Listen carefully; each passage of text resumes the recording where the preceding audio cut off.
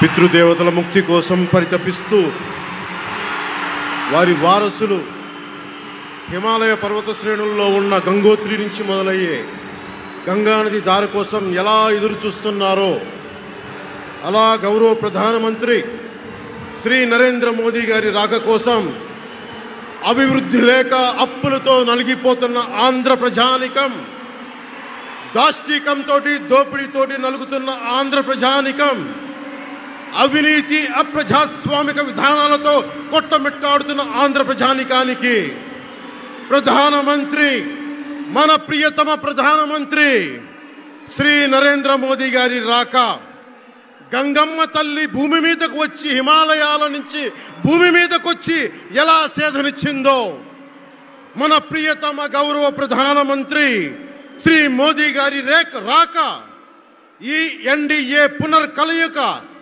5 కోట్ల మంది ప్రజలకి ఆనందాన్నిచ్చింది. దేశ ప్రజల ఆశీస్సులతో ముచ్చటగా 3వసారి ప్రధానమంత్రి అవ్వబోతూ హ్యాట్రిక్ కొట్టబోతున్న శ్రీ మోదీ గారికి ఆంధ్ర రాజ్య ప్రజల తరపు నుంచి, ఎన్డీఏ కూటమిలో భాగస్వామ్యమైన 3 పార్టీలు భారతీయ జనతా పార్టీ, తెలుగుదేశం, జనసేన తరపు నుంచి శ్రీ నరేంద్ర మోదీ గారికి ఘన స్వాగతం పలుకుతూ హృదయపూర్వక నమస్కారాలు తెలియజేస్తున్నాను.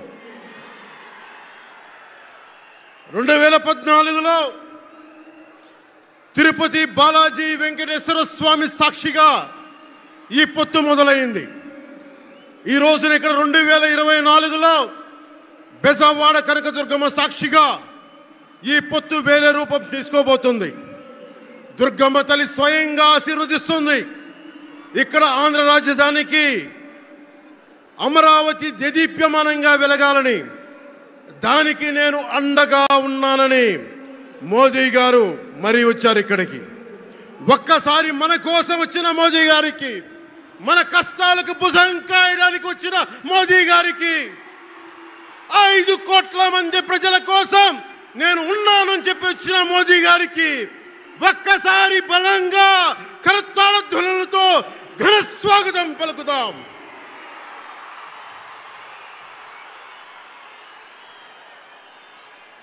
(2014) తిరుపతి బాలాజీ ఆశీస్సులతో ఎన్డీఏ విజయాన్ని సాధించింది, ప్రభుత్వాన్ని స్థాపించింది. 2024లో దుర్గమ్మ తల్లి ఆశీస్సులతో మొదలు పెడుతున్నాం. అంతకు మించిన ఘన విజయం సాధిస్తున్నాం. ఎన్డీఏ ప్రభుత్వాన్ని స్థాపిస్తున్నాం. బిడ్డలకి అండగా ఉండే దుర్గమ్మ తల్లి అయ్య కంటే ఒక ముద్ద ఎక్కువే పడద్ది.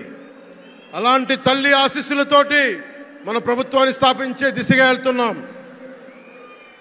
మోదీ గారు డిజిటల్ భారత్ అన్న నేపథ్యంలో దేశాన్ని మొత్తం తీసుకెళ్తా ఉంటే, ఇక్కడున్న వైసీపీ ప్రభుత్వం అధికారికంగా ప్రతి చోట క్యాష్ ఎకానమీ అయిపోయింది. దేశాన్ని డిజిటలైజ్ చేద్దాం, కరప్షన్ తగ్గిద్దాం, బ్లాక్ మనీని తగ్గిద్దామంటే ఆంధ్ర రాజ్యంలో, ఆంధ్ర రాష్ట్రంలో మటుకు బ్లాక్ మనీ ఎక్కువైపోయింది. ఉదాహరణకి సారా తీసుకుంటే, ఏరక్ వ్యాపారమే తీసుకుంటే, సంపూర్ణ మద్యపాన నిషేధం అని చెప్పి వచ్చిన వ్యక్తి ఈ రోజున మద్యాన్ని సారా ముఖ్యమంత్రి కాదు, అతను ఒక సారా వ్యాపారి. అతను ఈ రోజున 1,13,580 కోట్ల రూపాయలు 5 సంవత్సరాల్లో అఫీషియల్గా అన్అఫీషియల్గా సేల్స్ సాధి పెట్టారు. కానీ దాన్ని అండర్ రిపోర్ట్ చేస్తూ 84,050 కోట్ల మటుకు చూపించారని చెప్తా ఉన్నారు. ఈ రోజున కేంద్ర ప్రభుత్వానికి కానీ భారతదేశపు ఎక్స్చెక్కర్కి కానీ 10,000 కోట్ల రూపాయల జిఎస్టీ ఎవేషన్ జరిగింది. అలాగే ఇసుక దోపిడీ, జేపీ వెంచర్స్ పేరు మీద ఆ బినామీలు ఎవరో తెలుసు. ఆ 5 మంది पवन जरा पुलिस के लोग उनको नीचे उतारिए उनको। बिजली के तार हैं, आप क्या कर रहे हैं वहां? Please come down.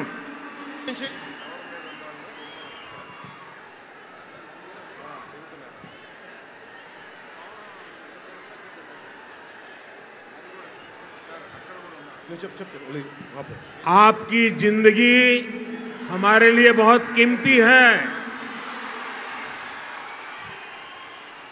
प्लीज नीचे आइए। आप मीडिया वालों ने आपकी फोटो ले ली है, आप नीचे आइए।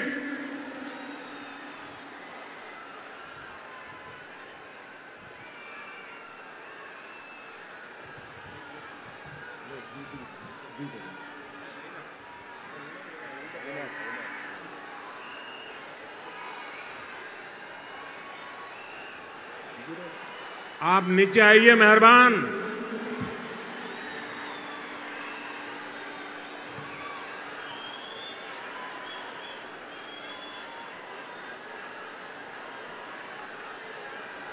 यहां जो पुलिस के लोग होंगे, इन सभी टावर पे जरा केयर करें। इसमें बिजली के तार हैं, अगर कुछ गलत हो गया तो हमारे लिए बहुत पीड़ादायक होगा।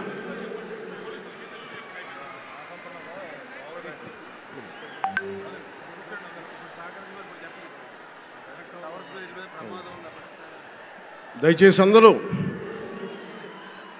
ఆ ఎలక్ట్రికల్ లైట్స్ అన్నీ ఉన్నాయి, ఎలక్ట్రికల్ కనెక్షన్స్ ఉన్నాయి. దయచేసి మీ ప్రాణాల మీద ప్రధానమంత్రి గారు ఎప్పుడు ప్రోటోకాల్ బ్రేక్ చేసి మరి మీకోసం వచ్చారు. దయచేసి వాటి మీదకి ఎక్కకండి. సభ సజావుగా ఇంటికి వెళ్ళాలని ప్రధానమంత్రి మోదీ గారు కోరుకుంటూ మరి సభ కంటే ముందు వచ్చారు. ఆయన మాట్లాడగల సమయం కంటే కూడా ముందు వచ్చారు మీకోసం. దయచేసి బాబు మీరు కూడా దిగిపోయింది అక్కడి నుంచి. ఆ టవర్ నుంచి దిగిపోమ్మా, నువ్వు కూడా దిగిపో. ఆరెంజ్ చొక్కా దిగిపో, దిగిపో దిగిపో దిగాలి దిగాలి. దయచేసి కింద ఉన్న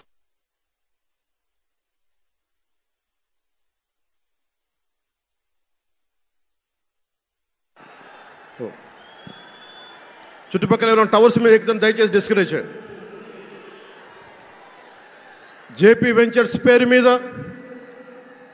జగన్ బినామీలు దాదాపు 40,000 కోట్ల స్కామ్ ఇసుక దోచేశారు. అందరూ అడిగిన వాళ్ళని, కిషన్ అనే రిపోర్టర్ని చిత్తూరులో చంపేశారు. ఇక లా అండ్ ఆర్డర్ దృష్టికి వస్తే ఆంధ్రప్రదేశ్ హైయెస్ట్ గాంజా క్యాపిటల్ అయిపోయింది. New drug capital of India అయిపోయింది ఆంధ్రప్రదేశ్.